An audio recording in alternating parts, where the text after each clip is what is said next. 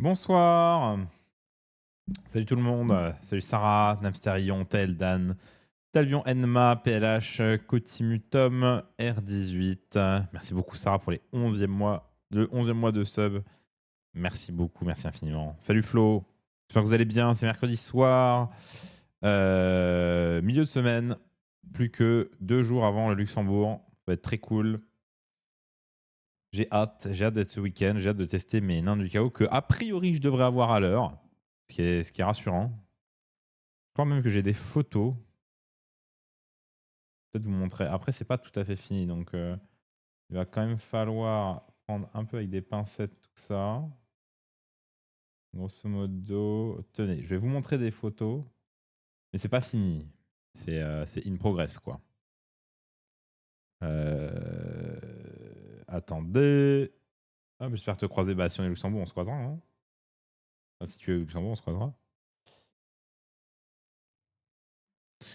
Donc voilà, bon, c'est pas fini, mais c'est bien avancé quand même.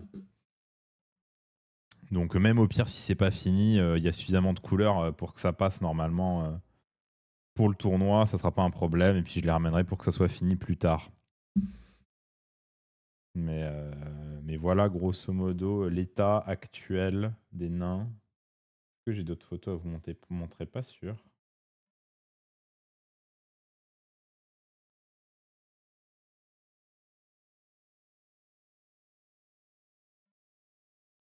Bref, de toute façon, je vais récupérer ça vendredi. Et si jamais il y a des soucis et de la peinture à corriger, de toute façon, je le ferai. Enfin, on fera ça après le tournoi, bien sûr.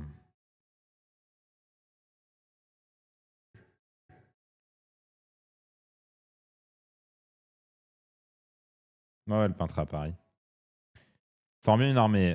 Bah, surtout que là, la photo est floue et tout, hein, mais bon. En théorie, c'est censé bien rendre, oui. Bien info sur les Skaven que tu m'as acheté. Top, Unma. C'est parfait, ça.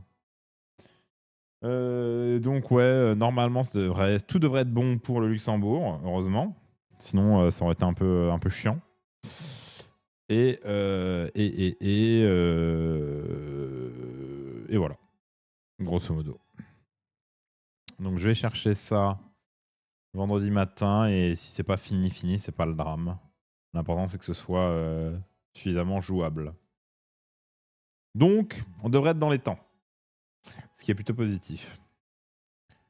Après, est-ce que je saurais jouer mon armée La réponse c'est non, puisque je ne l'ai jamais joué, mais on improvisera. On improvisera un truc sur table, ça va être fun.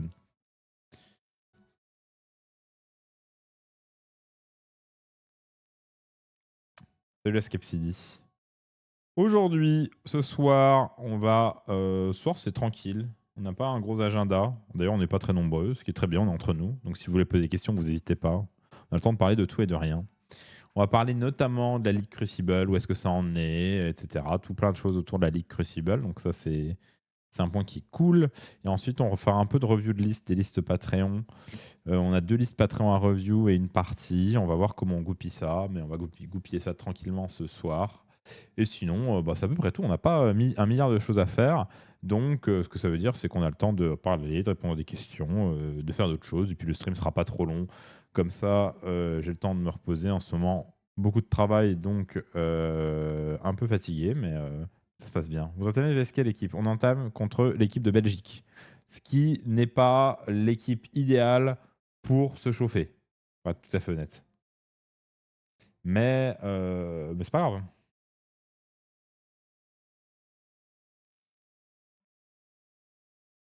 C'est pas grave. On commence direct dans le dur. C'est pas plus mal. Hein.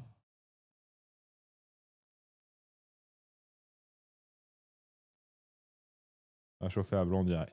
Ouais, ouais, non, mais ça va être cool. Et puis, c'est des affaires cool. On va bien se marrer. Ça va être très très sympa. Je vais découvrir si ma liste est bonne ou éclatée au sol. On verra. Dur de savoir à l'heure d'aujourd'hui. Et, et puis après, la semaine prochaine. Alors, La semaine prochaine, il n'y aura pas de live lundi, mardi parce que je suis pas chez moi, tout simplement. Je profite d'être au Luxembourg le week-end pour passer voir la famille qui est en Lorraine. Et par contre, mercredi soir, a priori, c'est Battle Scroll. Donc mercredi soir, on fera bien sûr un live sur le Battle Scroll. Et jeudi soir, je vais essayer d'organiser une partie. On verra avec qui. Pour retest Nain du Chaos proprement en live. Remarquez, je dis ça, mais si ça se trouve, je les aurais rendus au peintre. On verra. On verra. Mais voilà, on va essayer de faire tout ça. Du coup, parlons un petit peu de la Ligue Crucible. La Ligue Crucible, c'est la ligue que j'ai lancée il y a quelques semaines. C'est une ligue qui, à terme, sera uniquement accessible via pour les membres Patreon bronze, donc le Patreon à 5 € par mois. J'ai décidé d'avoir cette ligue ouverte à tous gratuitement jusque fin janvier. Parce que je trouvais important à la fois pour que vous puissiez tester sans payer, mais également pour qu'on puisse tester le système, qui a l'air assez solide, ça a l'air de fonctionner. Et du coup, c'est très cool, parce que c'est un système automatisé de ligue avec un classement. Bon, pour l'instant, il n'y a eu que 2 semaines de jouer, je crois. Quand même qu'on est en train de jouer la 2e semaine, donc ça fait peu de temps. Mais j'ai très très hâte de voir comment vont évoluer les classements au fur et à mesure. Et j'ai déjà rajouté quelques features après. Après le patron pour continuer. Merci beaucoup Flo, ça fait plaisir. Et donc, grosso modo, bon, vous savez tous comment ça fonctionne, on en a déjà parlé, mais vous pouvez vous inscrire à la ligue. Ensuite, je dois vous valider.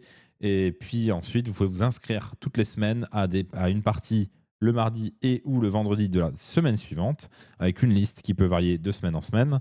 Et vous êtes matché contre quelqu'un qui est approximativement de votre niveau, le niveau étant calculé mathématiquement par Elo et que vous pouvez voir dans votre profil ou sur le classement. Donc par exemple, si on regarde le classement actuel, on a un podium, on a enfin un podium, ce qui n'était pas le cas pendant longtemps, puisqu'on a TWF qui est premier pour le moment avec 3 victoires sur 3 parties jouées, mais ça veut dire qu'il jouera très probablement sa prochaine partie contre Evans, sauf s'il ne tombe pas exactement sur le même créneau et du coup il pourrait jouer contre Taze, etc.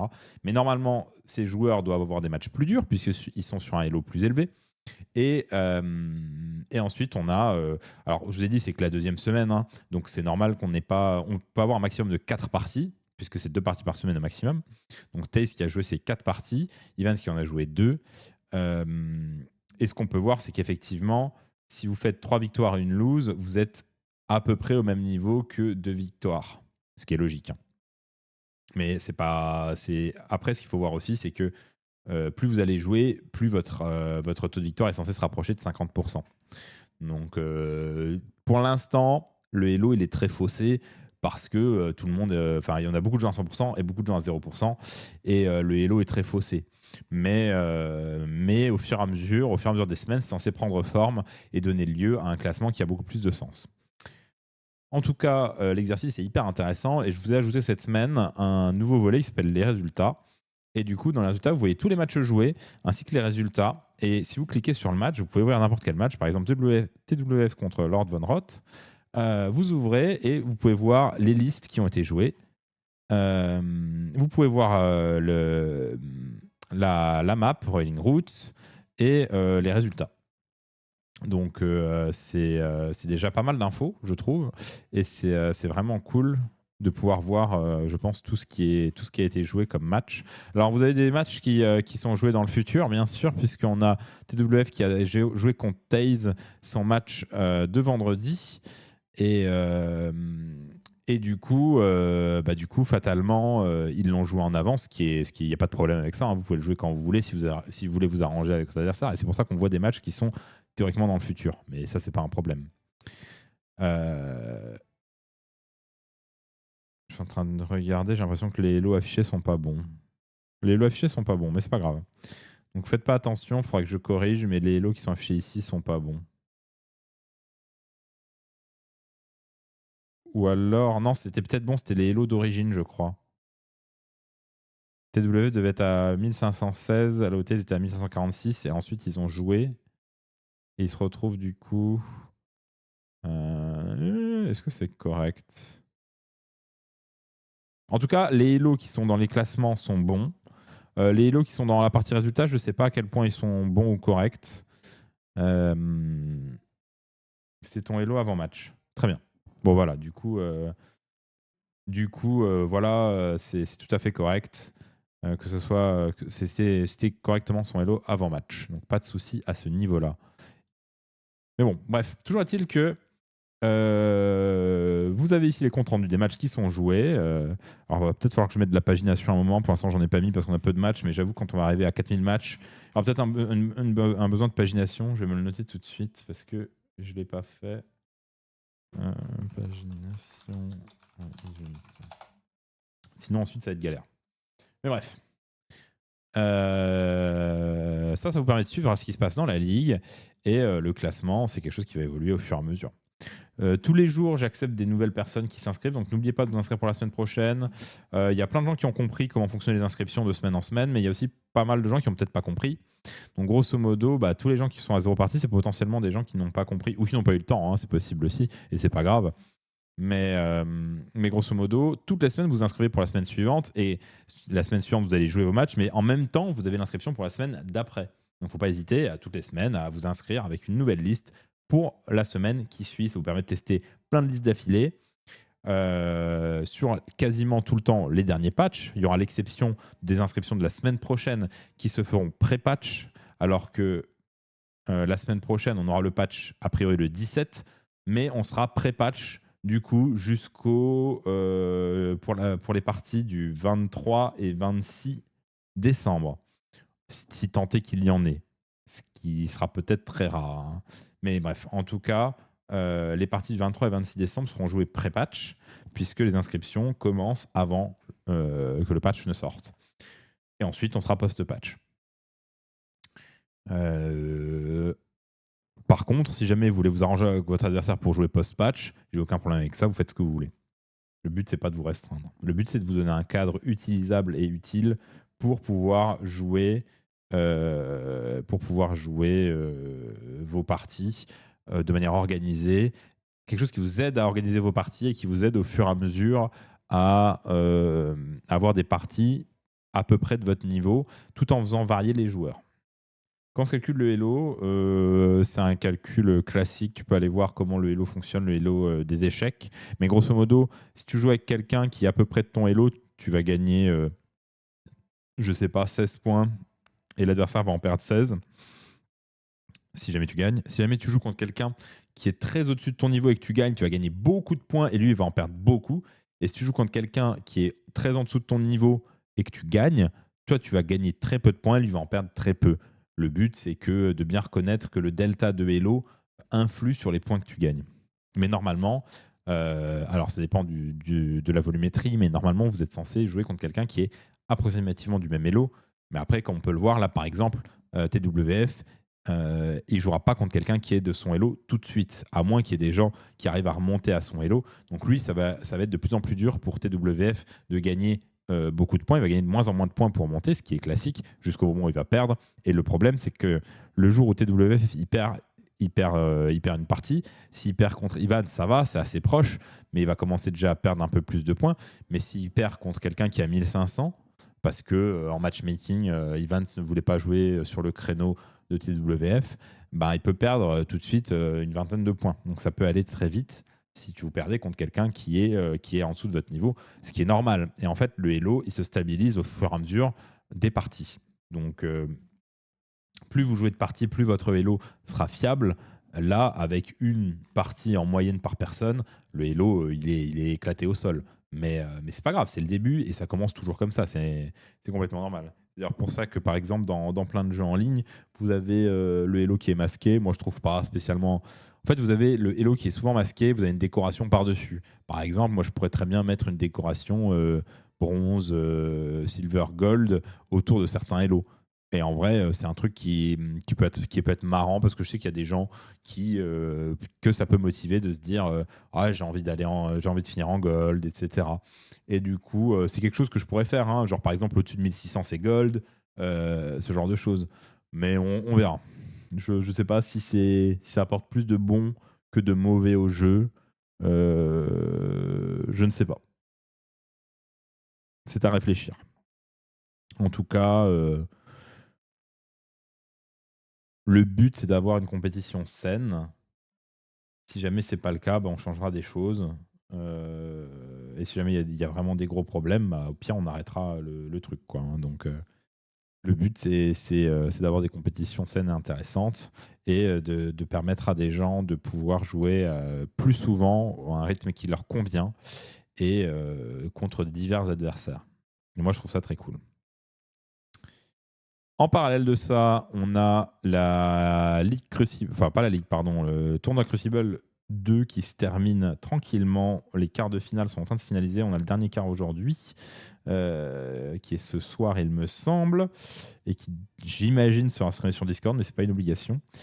Les demi-finales vont être entre maintenant et ce week-end, il me semble, et ensuite la finale sera entre dimanche et mardi, si je ne m'abuse. Donc tout ça pour élire notre champion de Crucible 2. En plus de cela, une fois que le patch sera sorti, les inscriptions pour Crucible 3, lui, aura une phase finale en présentiel, vont tranquillement démarrer.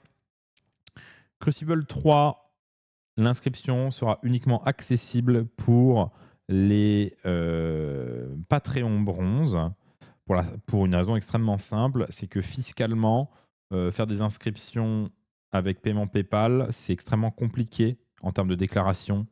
C'est très chiant à faire. Et alors que Patreon, ils ont mon numéro fiscal, tout est déclaré et c'est beaucoup plus simple comme ça. Et ça ne change pas grand-chose pour vous. Si jamais vous, ce qui vous intéresse, c'est que de vous inscrire une fois, vous pouvez très bien prendre un mois de Patreon, ça vous coûte 5 balles, c'est pareil. Et derrière, vous vous désabonnez, enfin, vous gérez comme vous voulez. Donc, Crucible 3, avec la finale en présentiel à Paris, les inscriptions, on les démarrera un peu après le patch, donc il sera très probablement le 17. Soit je fais les inscriptions comme ça. Je pense que les inscriptions seront plus longues du fait des fêtes de Noël. Après, peut-être qu'elles vont aller très vite aussi, nous verrons. Mais les inscriptions seront ouvertes à partir du patch, je pense, jusque fin d'année, voire tout début janvier, avec une soumission de liste sur la première semaine de janvier, quelque chose comme ça, pour laisser le temps avec les fêtes aux gens de s'inscrire. Après, si jamais les inscriptions se remplissent trop vite, mais je suis pas sûr, on verra. Si jamais les inscriptions se remplissent trop vite et qu'on a tout qui est rempli, on fera un dépôt de liste au 3 janvier et on démarrera les matchs de poule juste après. On essaiera, je vais aussi rallonger le temps pour jouer. Il y aura toujours uniquement 4 matchs à jouer, mais je vais rallonger, je mettrai ça sur 6 semaines et pas 5. Je trouve que ça a été un peu limite pour certains groupes. Après, je ne peux pas faire beaucoup plus que ça, sachant que si on veut faire un Crucible tous les 3 mois, ça veut dire que si on fait 6 semaines, on va arriver mi-février. Et le patch, je veux jouer la finale avant le patch. Et le patch, ça va être mi-mars. Et du coup, j'ai plus qu'un mois. On n'a plus qu'un mois pour s'organiser pour faire la finale à Paris. Donc, c'est potentiellement un peu court. Pour ça que je trouve qu'il faut qu'on fasse attention là-dessus. Bref. Il y aura les infos sur la finale en amont. Il faut que j'essaie d'être sûr que c'est faisable. Mais a priori, je vais essayer de donner les infos sur la finale en amont. Et comme d'habitude, si vous ne pouvez pas venir à la finale, ce qui peut arriver, je comblerai avec soit des deuxièmes de poule, soit des invités surprises, ça peut se faire aussi. Et c'est à peu près tout pour le tournoi Crucible 3, donc qui démarrera avec bien sûr le champion qui sera... Alors là, il nous reste, je crois que à la suite des quarts, là, il va nous rester 4 personnes en lice. On a déjà 3 vainqueurs de match que sont Miskop, Ewi et qui? Ça y est, je vais trouver. Miskop, Ewi et Kuldaz qui passe en demi-finale. Et ce soir, il me semble que nous avons le match Ringham contre Metal Kitten. Donc on verra bien qui l'emporte. Donc on sait déjà qu'une des demi-finales, il me semble, sera Miskop contre Gosami. Pardon, contre Ewi, excusez-moi. Il me semble. Et après l'autre, ça sera Kuldaz contre le gagnant de Ringham et Metal Kitten. Je ne m'abuse. Ouais, ça doit être ça. Ouais, tout à fait. Donc ça va être très intéressant à voir et à savoir.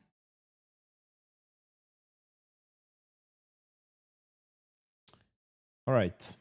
Voilà un peu tout ce que je voulais dire sur Crucible. Donc ça avance. N'hésitez pas à me faire des retours sur la ligue.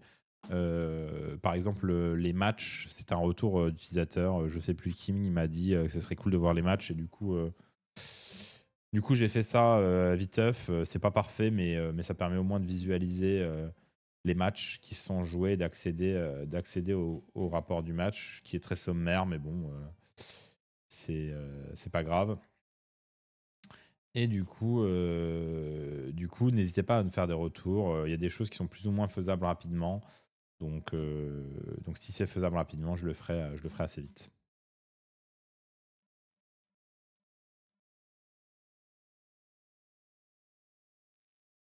Donc j'espère que ça vous plaît. Donc, deuxième petit point de la soirée, on voulait faire de la review de liste des utilisateurs Patreon. Et pour ce faire, nous avons deux listes. On a une liste de Sarah, une liste de Evans.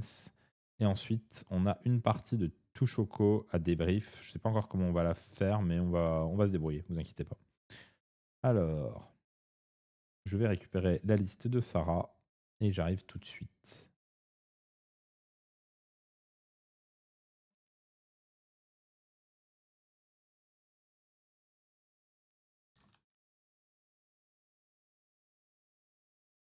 Hop.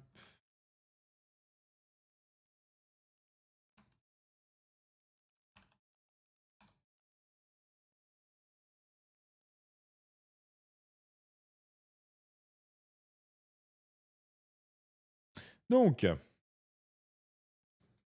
liste de Sarah, c'est une liste requin. Donc, on joue avec les requins qui reviennent. On joue en Lord of the Deep, Lord of the Abyss, ça me semble complètement normal. On joue un caster en 1. On joue en Restless Scout. Pourquoi pas. On joue avec un Eidolon de la Tempête qui est full équipé. On joue 4 requins, un Léviadon, un pack renforcé de Muren et Mataela, Oracle des Abysses. C'est intéressant. Alors, Eternity Predator, c'est très très fort comme battle formation parce que vous avez des requins jetables et enfin plus ou moins jetables et ça vous permet de jouer de manière assez libre avec vos requins. Ce qui est intéressant là, c'est que Sarah a fait le choix de mettre un peu moins de requins et de mettre un pack renforcé de Muren pour avoir un peu d'impact au corps à corps. Ça va être accompagné de Mataela et de l'Eidolon. Donc on est vraiment un peu sur un mixte, une liste un peu plus mixte que ce à quoi on pourrait s'attendre lorsque l'on voit une liste requin.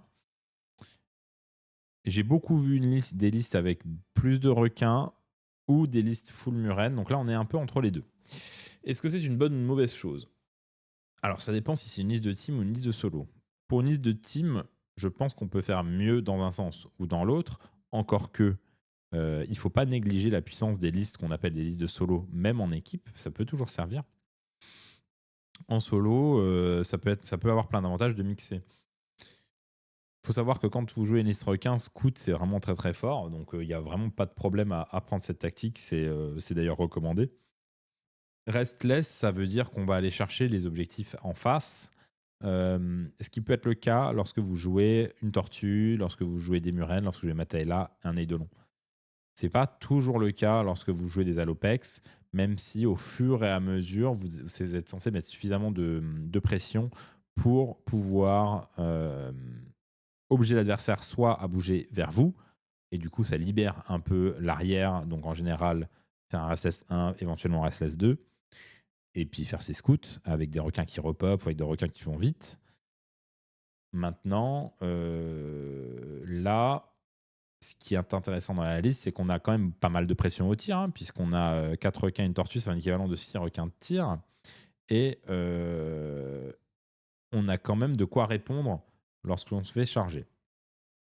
Idonet, ça joue énormément avec les buffs défensifs des marais.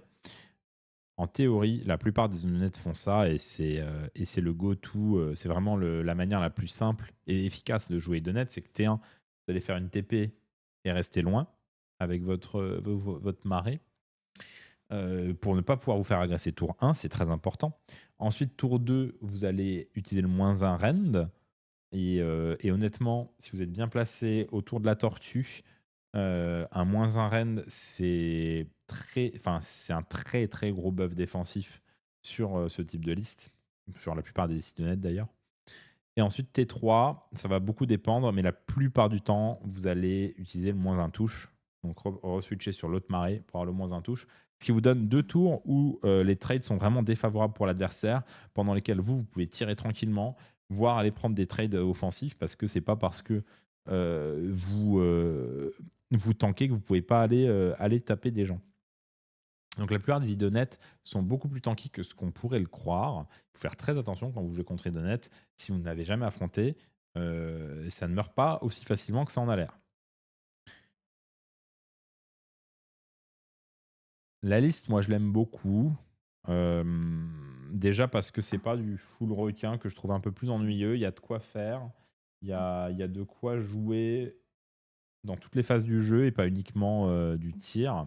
Même si quand on joue une tortue, on peut jouer un peu dans toutes les phases du jeu, hein. Et le seul truc qui est un poil ennuyeux, mais c'est pas grave, c'est qu'on n'a qu'un niveau de sort avec Mattel.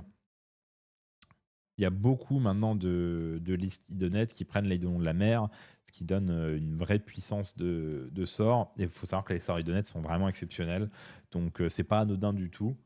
Et après, c'est un choix d'orientation de liste qui peut s'entendre de vouloir jouer sans ou avec. Les deux sont corrects. Il n'y a pas de problème à jouer un aspect de la tempête. Mais c'est vrai que moi, j'aurais tendance à jouer un aspect de la mer parce que ça donne beaucoup donne plus de jeu. C'est un peu moins rentre dedans, mais il y a énormément de jeux avec un Édition de la mer parce que le domaine Idonet est vraiment exceptionnel. Après, sinon, la liste, elle est originale dans son mix, mais elle n'est pas originale dans les unités utilisées. Le spam Muren, il est vivant, il existe depuis maintenant pas mal de temps. Le spam requin également. Là, la principale inconnue, c'est comment on mixe les deux pour arriver à un bon cocktail. Je trouve que le mix a l'air plutôt réussi.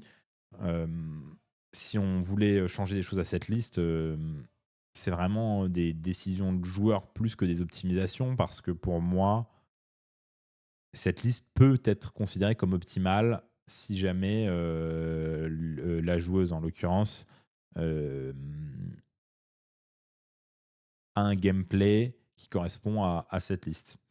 Donc, j'ai pas de critique à effectuer sur la liste.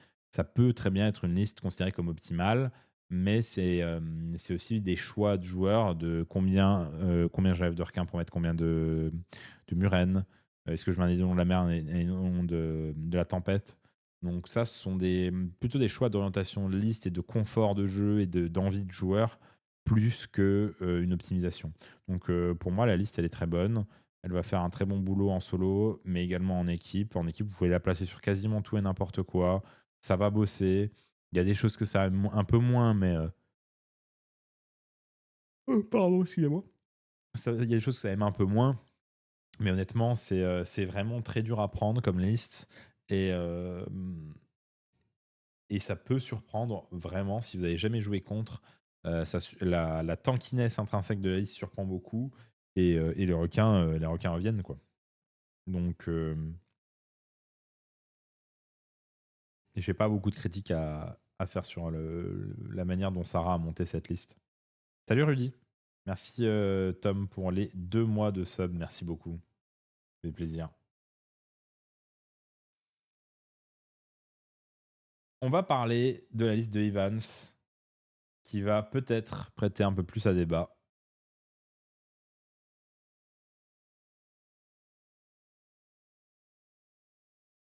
Bon.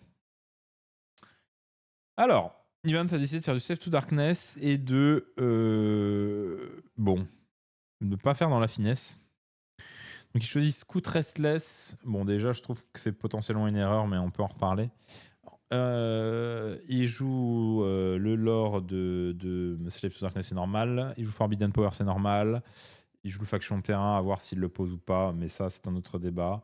Il a un Chaos Sorcerer Lord, 2 packs de Lich Chosen, un Dark Host Chieftain, 2 fois 10 Marauders, 20 Marauders, et le régiment de renom D.L. Smith. Alors, il y a des bonnes idées. Hein. Et déjà, je vais commencer par ça. Le fait d'intégrer du Darkos pour profiter de Darkos Horde, si je ne m'abuse, Darkos Horde, ça permet de faire revenir des Darkos tant que vous avez un Darkos en vie. Alors, je vais vérifier quand même pour être sûr de ne pas vous raconter des conneries.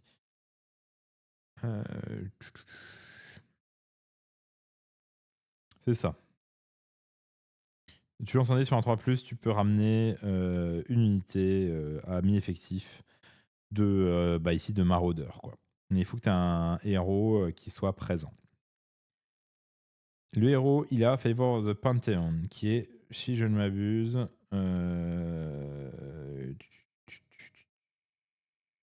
qu'est-ce que c'est? Je ne sais même plus. Attendez. Qui est qu'il a 3 points de Dark Apothéosis. Pourquoi pas? C'est pas le pire. La Radiance n'est pas extrêmement efficace. Après, je prendrais toujours tout de même la Radiance. Pour la simple et bonne raison que ça vous donne du match-up, ça vous donne du jeu dans Nurgle, ça vous donne du jeu dans Zench, ça vous donne du jeu dans tout ce qui va vous mettre des choses qui partent au soin. La Radiance, l'artefact est exceptionnel et je pense que j'essaierai de le caser quoi qu'il arrive. Il y a énormément de choses à discuter sur cette liste. Je vais vous les décrire, on va en parler une par une. Il y a la présence de 20 Chosen. Il y a le choix de ramener 40 maraudeurs pour profiter de la Battle Formation. Il y a le régiment de renom Elsmith. Il y a les choix de tactique. Donc tout ça, c'est un tout qui mérite d'être discuté. On va commencer par les Darkos. Le fait de ramener 40 maraudeurs et de les ramener, c'est pas quelque chose de fondamentalement mauvais, mais c'est pas exceptionnel. Hein. Ramener 5 maraudeurs, vraiment, sur un 3+, il faudrait ramener 5 maraudeurs, super, hein, ils vont rien faire. Même ramener 10 maraudeurs, hein, ça ne sert pas à grand chose. Hein, ça va faire peur à personne.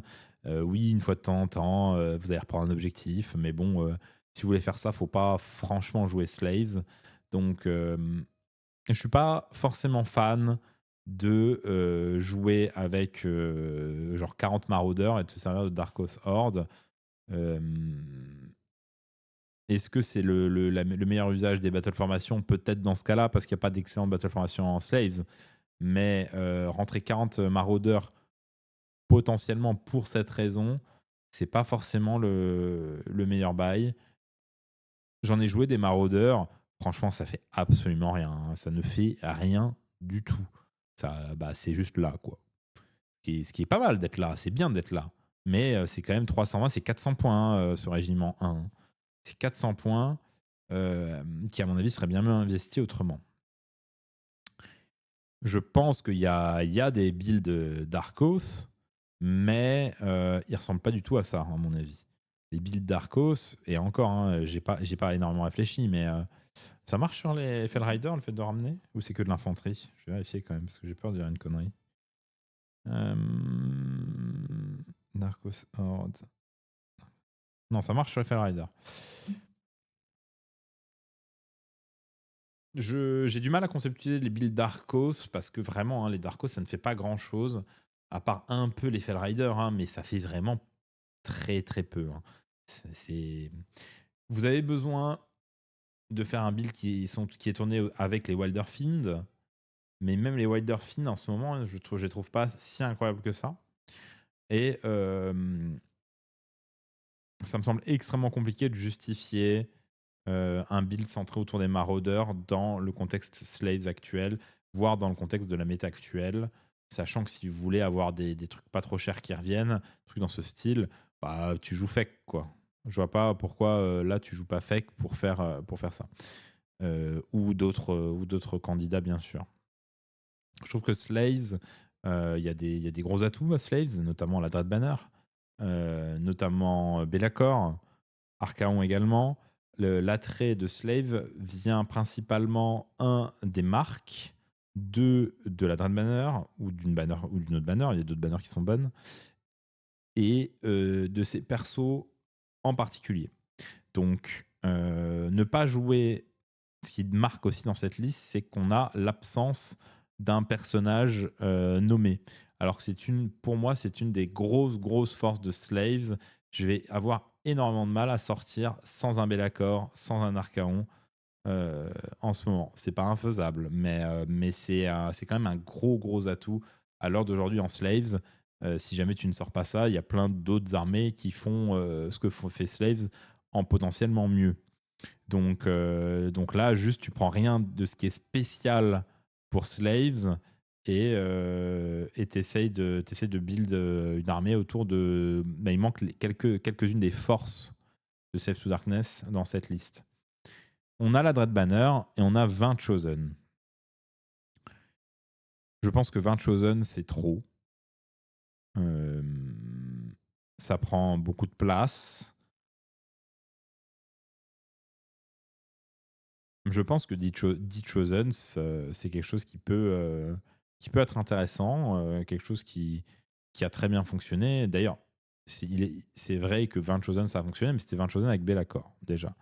Et je trouve que à l'heure d'aujourd'hui, 20 Chosen, ça ne devrait pas fonctionner. Peut-être que ça fonctionne, mais ça ne devrait pas. 10 Chosen, pourquoi pas. 20, c'est très dur à justifier à mes yeux. Les mettre en Dread Banner, c'est une très bonne idée, hein, parce que la bannière est exceptionnelle. Maintenant, surtout sur de l'arène 1.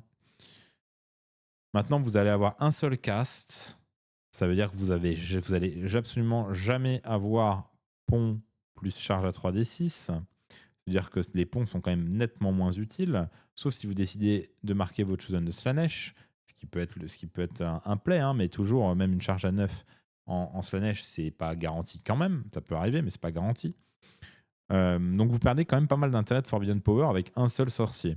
C'est aussi un des problèmes à ne pas jouer Be'lakor. Be'lakor vous apporte le deuxième sorcier qui est quand même plutôt salvateur. Le régiment de renom de Hachut est exceptionnel.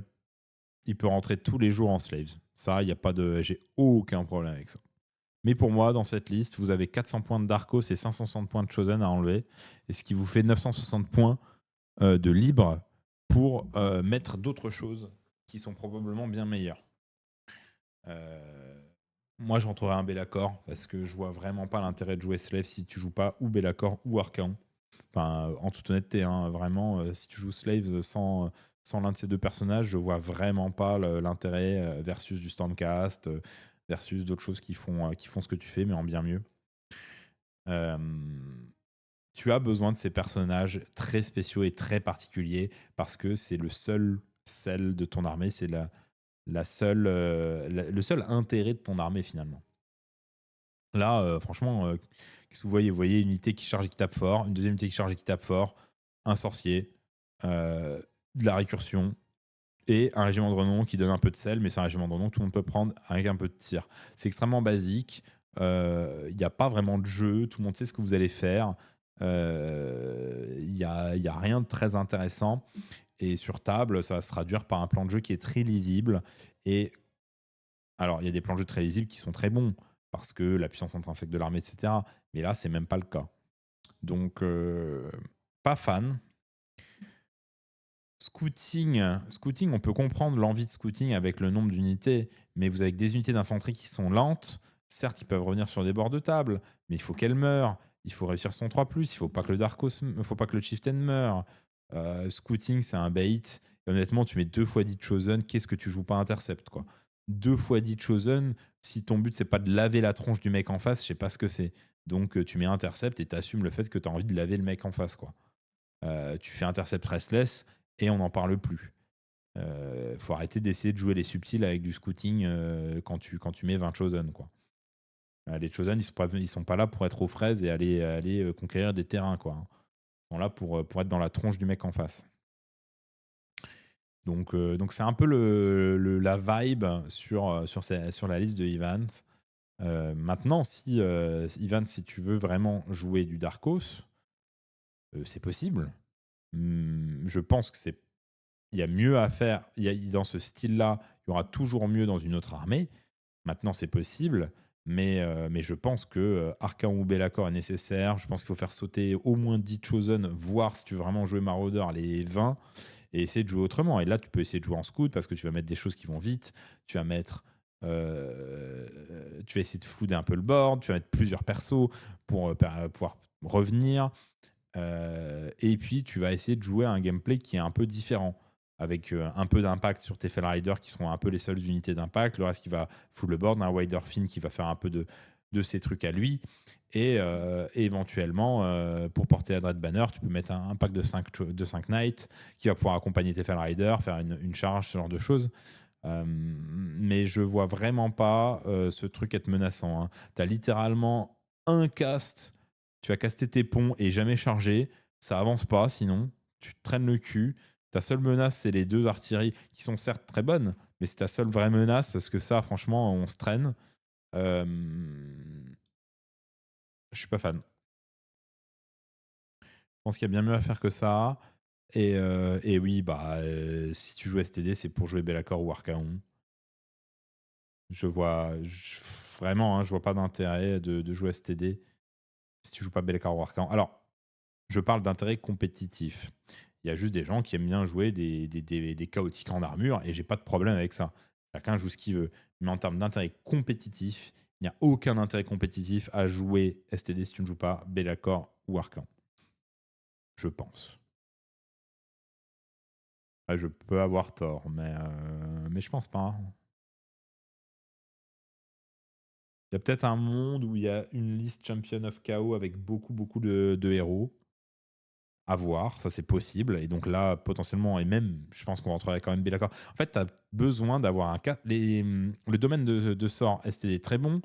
STD aime très bien soit Forbidden, soit Primal, suivant comment vous jouez et ce que vous jouez. Donc avoir un sorcier 2, c'est très bon.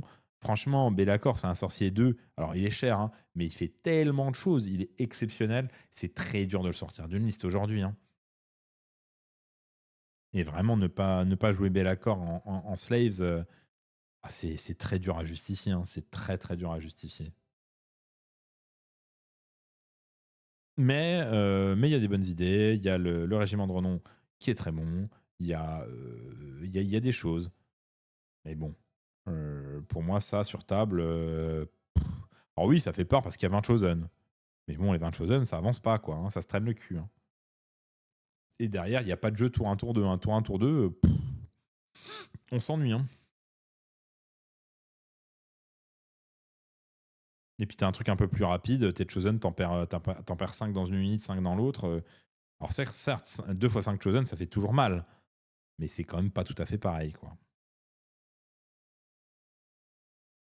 Et sinon, tu fais pont, YOLO, charge à 3d6 en étant la 20d avec Slanesh. Tu vois ce qui se passe. Mais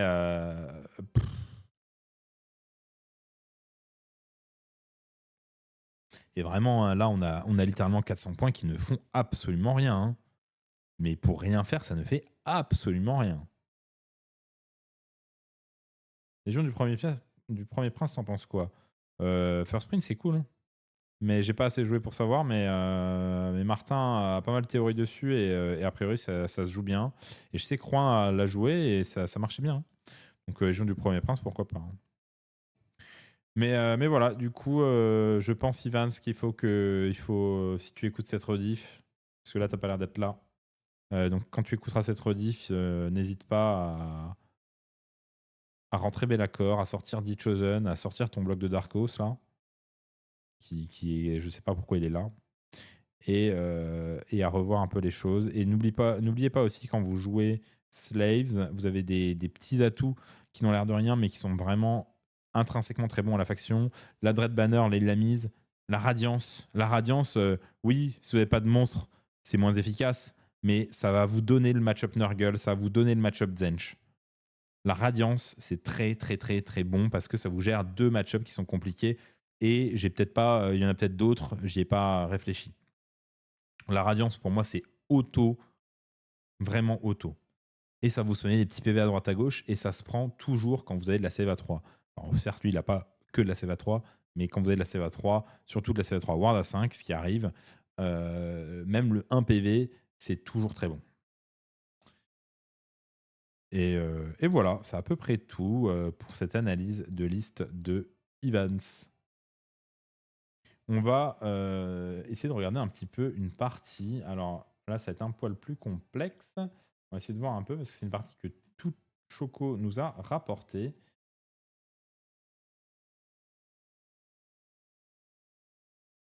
Et du coup, comment on va présenter ça? On va présenter les deux listes déjà. Attendez. Les deux listes de la partie. Donc c'est un rapport du coup de Touchoko qui a joué au Paris Wargame Expo, donc ça fait quand même un moment, my bad, mais c'est pas grave, hein, l'analyse de partie, ça c'est pas très grave. Il a joué au PWE contre Marsup en SCE ronde 4, il l'a perdu, mais la game la plus intéressante, dit-il. Donc je vais vous montrer les listes. Hop. Toc. Attendez, hein, je m'en occupe, ça arrive, vous inquiétez pas. On fait tout à l'arrache, bien sûr. C'est bien connu. Hop. Alors. Tac.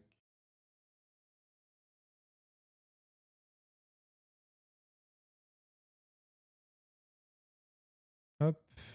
Ça, c'est la liste de l'adversaire. Et ça, c'est la liste de Touchoko. Donc, on va commencer par la liste de Touchoko qui avait décidé d'armer Night Taunt en Deathstalker avec Forbidden Power, Scoutmaster, avec Olinder, 2 packs de Banshee, 1 pack de Pyregeist, 1 Krulgast, 2 packs de Pyregeist. Donc, on avait 3 packs de Pyregeist en tout, 2 packs de Banshee, 1 pack de Glaive Wraith, un pack de Chaingast, un Spirit Torment et un Black Coach de Scourge. Salut Fëanor. Du coup, c'est une liste mix, pas forcément la plus opti, parce que la plus opti c'est peut-être Full Pyregeist, mais c'est une bonne liste avec beaucoup d'outils. Côté Marsup, nous avions du coup un Stardrake, des Concussors, un Lord Imperator, un Stormcoven, enfin 3 Stormcoven, puisqu'ils sont par 3, un Lord Lictor, un pack de Grands Marteaux, Gardus et un Stormstrike Chariot. Salut Théofox. Voilà un peu les deux listes qui vont s'affronter. Et lui, il était en Restless Wrathful, alors que du côté de Touchcon, on a Scoutmaster. Et nous étions sur quelle map? Nous étions sur map à 2 objectifs, donc Life Road, j'imagine. Donc, alors, on va essayer de voir ce qui se passe. Je vais enregistrer toutes les photos de la partie et on va essayer de faire ça relativement sereinement. On va essayer de comprendre aussi ce qui se passe, ce qui n'est pas toujours évident, mais bon. On va se débrouiller, ne vous inquiétez pas.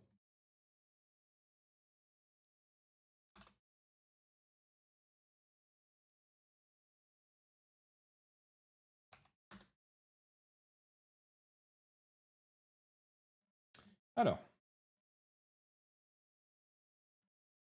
hop, toc. La première photo qu'il m'envoie. Il m'envoie cette photo.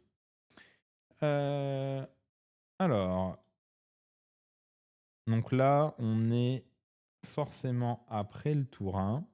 Donc nous étions sur Life Route. On voit bien les objets à droite et à gauche. Alors, ce qu'il me dit. Son plan initial, c'est de commencer pour scorer au primaire le contrôle des décors en allant chercher le scout 1 et d'attendre l'orage. Alors déjà, commencer sur Liferoot, c'est toujours une très bonne idée. Et les personnes qui ont le choix de l'init et qui le donnent sur Liferoot sont des criminels de guerre. Voilà, il fallait le dire, ça a été dit. Voilà. Salut Scar.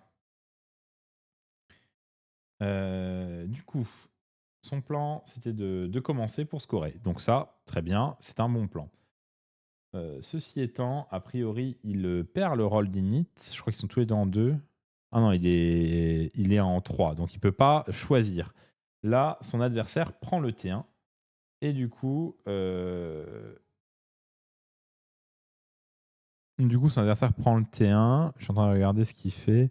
On n'est pas Geist ici, donc ça doit être... je sais pas quel tour c'est. J'essaye de comprendre. Hein. On a des concusseurs ici, le Star Drake ici. Ici, on a le Relictor, on a le char ici. Et on doit avoir le reste en FEP. Par contre, ça m'étonne que ça soit une... Bon, on va voir.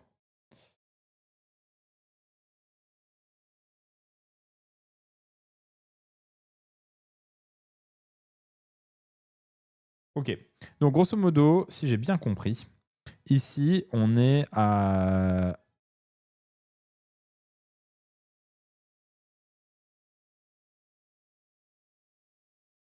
Je suis en train de vérifier pour essayer de ne pas vous raconter de bêtises.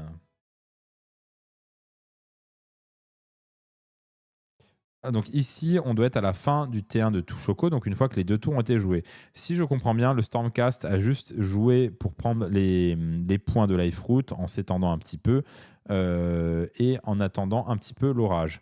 Là, Touchoko, alors ce qui est là, c'est le Black Coach. Alors le Black Coach, il est sur le coin de table, mais le gabarit, c'est bien le Black Coach. Et si j'ai bien suivi de ce que m'a dit Touchoko, et je vois ici les shards qui sont placés probablement pour essayer de gêner la tombée des annihilators.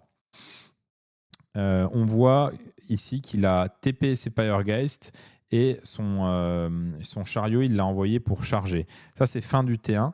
Il me dit qu'il a réussi à tuer les Stormcoven parce qu'il a fait une grosse charge avec son char et il a tué les Stormcoven. Ce qui, à mon avis, est pas la pire idée. Par contre...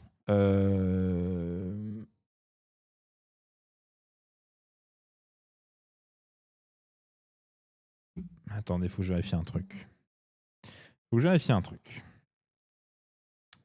Alors, hop, on va scroll, parce que je suis à peu près sûr de ce que je dis, mais je préfère vérifier. Hop.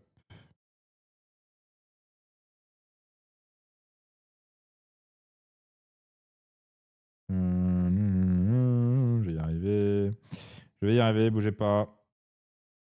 Le chariot. Le chariot Stormcast a bien 10 PV. Et du coup, le chariot Night Taunt, à mon avis, il a 12. Hein.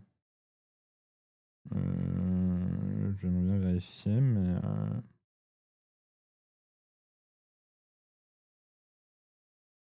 un peu lent, je suis un peu fatigué. J'arrive à 12. Donc en fait, déjà là, si c'est la fin du tour, je pense que c'est une erreur. C'est une erreur de ne pas power through ici. Là, tu power through ici, tu reviens en arrière et ton chariot, il est pas tout seul dans la pampa. Pareil, les Pyregeist ici, je suis moins fan. Je pense qu'au début, il faut jouer très def, attendre que l'orage passe. Oui, tu prends des points de retard, mais c'est pas forcément le drame. Et ton chariot, il peut faire un peu le yo-yo. Si jamais il avait ses Stormcoven et son chariot côte à côte, tu sais que tu vas pouvoir charger, faire des dégâts et power through en arrière. Donc, je trouve un peu dommage de laisser le chariot ici. Parce que du coup, là, il a divisé son armée en 2. Alors, il essaie de bien protéger ici avec des unités un peu ici, une manifestation en arrière, les shards en avant. Donc, il a essayé de protéger un peu. Alors, toujours faire attention aussi aux placements. Là, on a des placements de décors qui sont pas fameux parce qu'ils peuvent aider à faire des charges. Bon, la charge n'est pas fameuse hein, non plus parce que ici, on va se retrouver vraiment loin. Mais il faut faire très attention quand vous posez des choses statiques. Les shards, ça repousse. Mais s'il y a un unbind des shards, est-ce qu'il y avait un unbind possible dans la liste? Attendez, j'en compte peut-être des bêtises. Il y a potentiellement un unbind si les Stormcoven ne meurent pas. Et ça, tu peux pas le savoir quand tu les places ou quand tu places tes décors. Donc, c'est quand même très ballsy de poser des terrains comme ça. Et même le terrain en haut, bon, ça peut donner vraiment des tremplins de fou contre, pour les FEP. Donc, c'est très. Faut faire très attention à ces placements. Et je sais pas si je suis très fan des placements là. Bon. Après, là, puisqu'il a splitté son armée en deux, je pense que c'était un mauvais choix. Alors, il prend les Stormcoven, ce qui est très bien, mais il pouvait prendre les Stormcoven, power through son char et les Pyregeist, les avoir bien plus loin. Et même s'il prenait pas les Stormcoven, c'est pas grave. Là, grosso modo, il vient de séparer son armée en deux et le Stormcast, tout ce qu'il a à faire, c'est à gérer ces deux blocs-là. Et il a déjà fait un très bon tour. Vous voyez ? Donc ça, je suis pas fan de ce qu'il fait de son T2, tout choco. S'il a bien fait ça, évidemment, je fais beaucoup de suppositions parce que j'essaie d'imaginer. Alors là, ce qu'il dit, c'est le Black Coach, j'envoie chasser le char SCE plus les FEP des Pyregeist pour reprendre la main sur les terrains et le faire choisir entre pousser et revenir défendre avec les Drake. Avec ça? Enfin là, il y a rien à pousser là. Hein. T'as un super château. Pour moi, en fait, il a pas envie d'entrer dans le château. Hein. Là, il est très content qu'il y ait des unités qui se séparent. Et le fait de reprendre la main sur le nombre de décors, je l'entends, mais honnêtement, là, c'est vraiment du pain béni, je trouve. Donc pas forcément chaud. Ah, il me dit, je crois que je peux avoir le char pour revenir à ma place.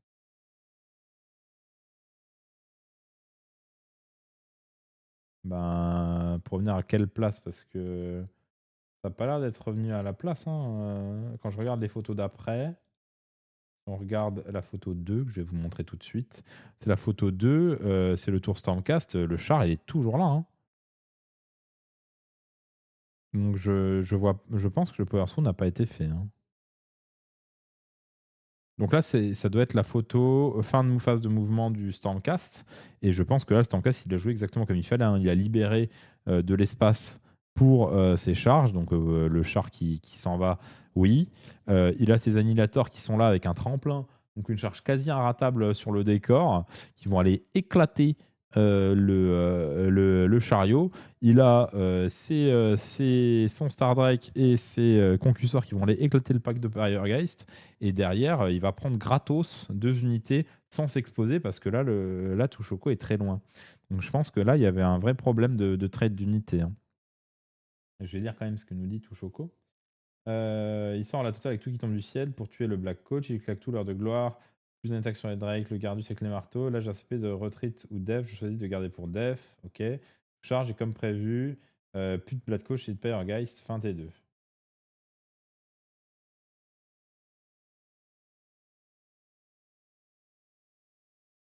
Ouais, bah c'est un peu dommage, je trouve. Je trouve ça un peu dommage.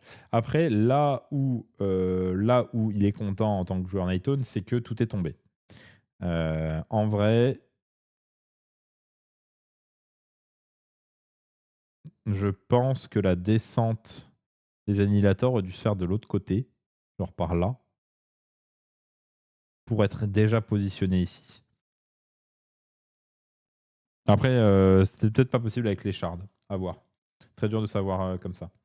Mais grosso modo, les annihilateurs, ça n'avance pas. Hein. Donc, c'est compliqué. Après, il s'en fout. Hein. Il a l'avantage sur les life root points, vu qu'il est premier joueur. Et il a l'avantage sur l'attrition parce qu'il vient de sortir, sortir à un quart de l'armée adverse. Hein. Il vient de sortir tout le jeu adverse avec le Black Coach. Et derrière, bon, certes, il est sur table, mais il a perdu aucune unité, quoi. Il a perdu les Stormcoven, pardon. Mais il n'a pas perdu tant que ça.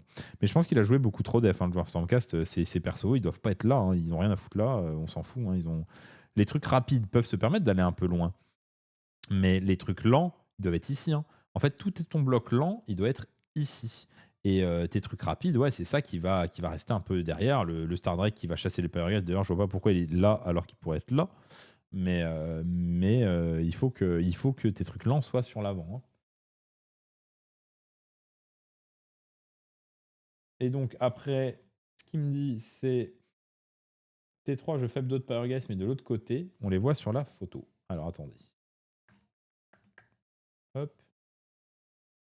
Alors, l'idée de départ de FEP des Pyregeist pour sacrifier les unités une par une et essayer de reprendre le contrôle sur les life routes n'est pas mauvaise. Mais il faut le faire correctement et ne pas donner l'unité juste pour un point de life route. Il faut que l'unité, l'adversaire doit faire des va-et-vient. Il faut que l'adversaire doive vraiment bouger ses unités à faible mouvement.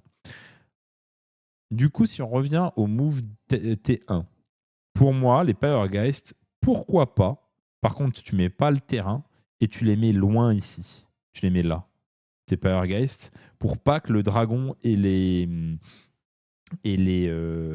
Stormdrake, enfin les concussors aient une charge évidente. Et si tu les mets là-bas, bah pour les gérer, bah ouais, là, il a plus que la FEP, quoi. Il peut pas les gérer autrement, donc il est obligé de poser sa FEP. Sa FEP va finir par là-bas. Et après, oui, tu peux mettre des choses ici. Mais en fait, si tu veux vraiment juste faire bouger l'adversaire, faut pas les mettre là, les Pyregeist. Hein. Oui, tu n'auras pas de tir. C'est pas grave de perdre tes tirs.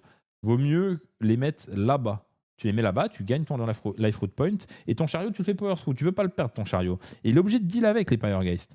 Donc, soit il fait tomber des choses, soit il met 2 tours à y aller avec des dragons. Toi, les deux te vont.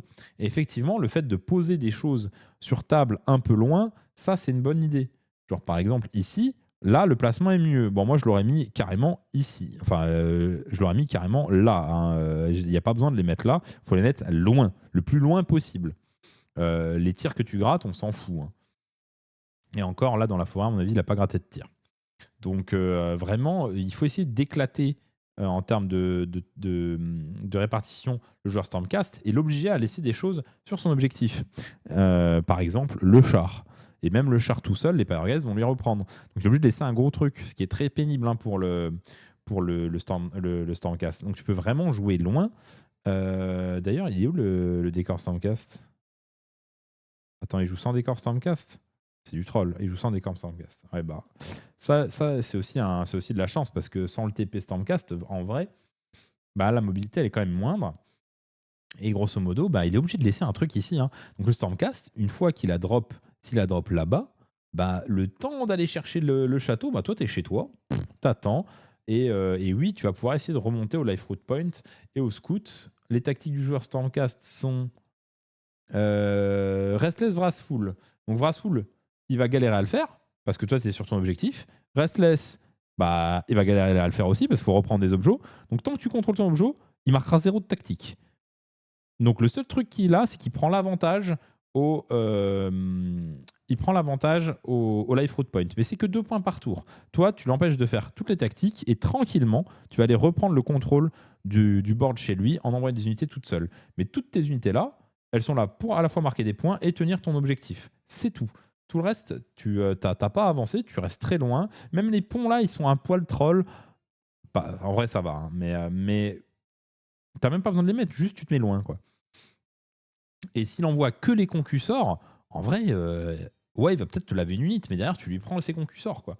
Donc, il peut pas vraiment y aller que avec ses concusseurs, il peut pas y aller que avec son char, il est pas si bien que ça, quoi. Donc, il y a vraiment, normalement, Night Taunt là-dessus, c'était vraiment pas si mal, même si tu peux ne pas commencer.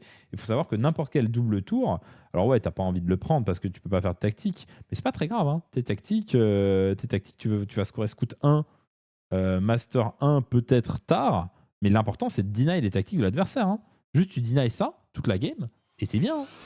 Et vraiment, je vois pas comment l'adversaire il peut te reprendre ton point si T2 ou T3, si début T3 il est là. Hein. Début T3 il est là. Tu fais un blocos de baiser sur ton objectif, il ne te le reprend jamais. Hein. Alors, qu'est-ce qu'il nous dit sur la fin de partie Je suis resté en def en attendant l'arrivée des marteaux. Donc ça c'est bien. Le Stardrake a joué un peu au chat à la souris avec les Powergeist, ça tournait autour du décor, mais il a chauffé T4, ok. Mais du coup, ça veut dire que littéralement, il y a les annihilators et ça qui peuvent agresser, hein, ce qui n'est pas tant que ça. Partir basculer T4 quand il a pris le double et à force de grind. Ah oui, mais du coup, touche quoi a dû prendre un double. Ou alors il se fait donner le double.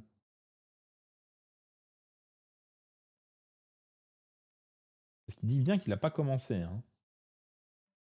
Donc pour que l'adversaire prenne un double, c'est que derrière touche au quoi on a eu un, mais je sais pas quand.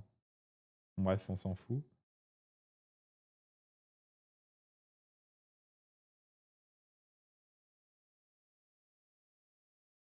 Il prend un double, et à force de grind mon objet à coup de charge et de power through, il a fini par me le choper à un dossier près parce que je dormais dans le coin avec Olinda en attendant l'arrivée des marteaux, alors que j'aurais juste dû m'entendre un peu mieux pour couvrir l'objectif et tabasser pour toutes les concussions et finir le char.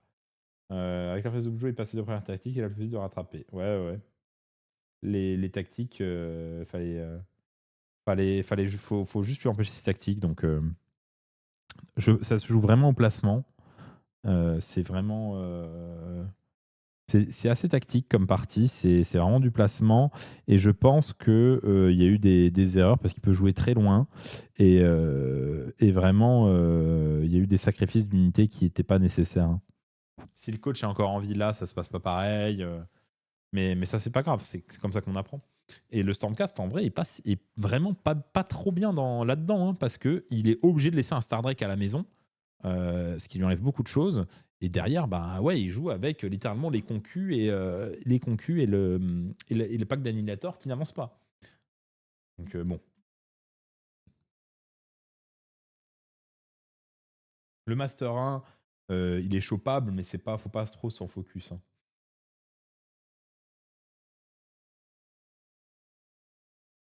Mais c'est intéressant, très intéressant comme débrief et comme game parce que tu vois que ben, il y a quand même il y a beaucoup de jeux, il y a beaucoup de prises de décision et je pense qu'en jouant bien, le Night Hunt est censé avoir l'avantage sur ce scénario avec ces listes-là.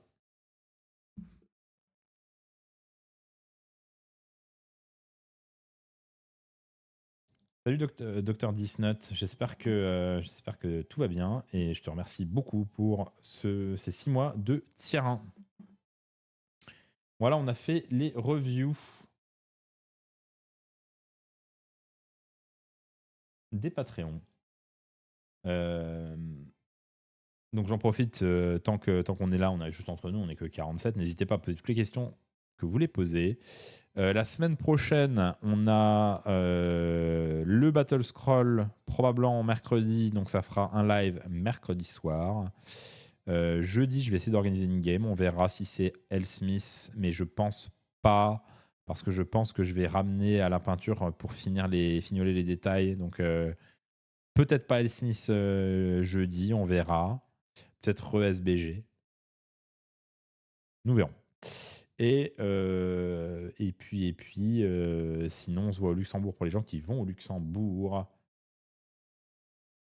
Le live, petit live court ce soir. N'oubliez pas, il y a la Ligue Crucible. Si vous n'y êtes pas, n'hésitez pas à. Faut que je fasse un Moobot. Je crois que j'en ai pas. Genre un point d'exclamation Ligue, je crois que ça ne fait rien. Non, ça fait rien. Genre, j'en fais un. En tout cas, n'hésitez pas à vous documenter pour rejoindre la Ligue Crucible et du coup pouvoir participer à tout ça, faire vos matchs et évoluer toute l'année sur cette ligue. Sur ce, je vous souhaite une excellente soirée et je vous dis à tous les gens que jouent au Luxembourg à ce week-end et aux autres à la semaine prochaine, probablement mercredi. Bonne fin de soirée, plein de bisous, ciao.